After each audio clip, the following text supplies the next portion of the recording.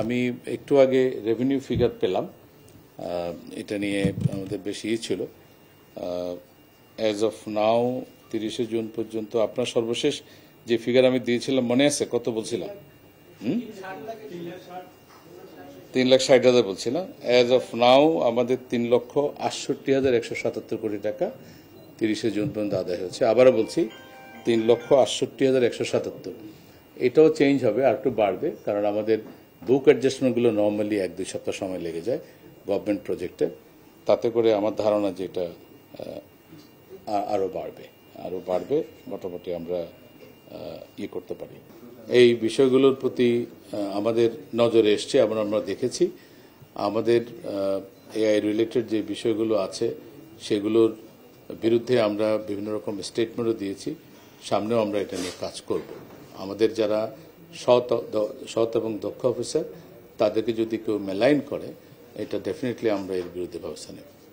সেই জন্যই আজকে আমি ওদের কাছে চলে আসলাম, তাদেরকে অভয় দেওয়ার জন্য যে প্রত্যেকে যদি দায়িত্বশীল আচরণ করে, তাদের যে কাজকর্ম সেগুলো যদি তারা সুষ্ঠুভাবে সম্পন্ন করে, তাহলে আমি মনে করি না যে তাদের কোনো ভয়ের কোনো কারণ আছে।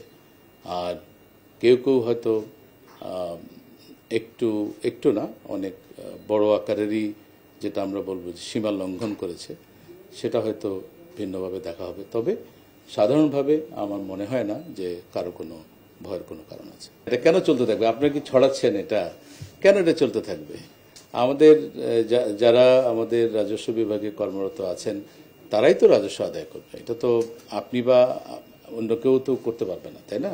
এটা তো তাদের কাজ, তারা সারা জীবন এটা করে আসছে। ইভেন এমনকি এইমাত্র তো আপনাকে আমরা ফিগার দিলাম, এত টার্মোলের মধ্যেও কিন্তু রেভিনিউ তারাই আদায় করেছে। এই টাকা তো আর অন্য কোথা থেকে আসেনি। 3,68,000 কোটি টাকার বেশি যে আদায় হলো, এই রেভিনিউটা তো আমাদের রেভিনিউ অফিসাররাই আদায় করেছে। সুতরাং আপনারা যেই ভয়গুলো পাচ্ছেন যে আদায় হবে না, আতঙ্ক বিরাজ করছে, এটা কেটে যাবে, এগুলো সবই ঠিক হয়ে যাবে ইনশাআল্লাহ।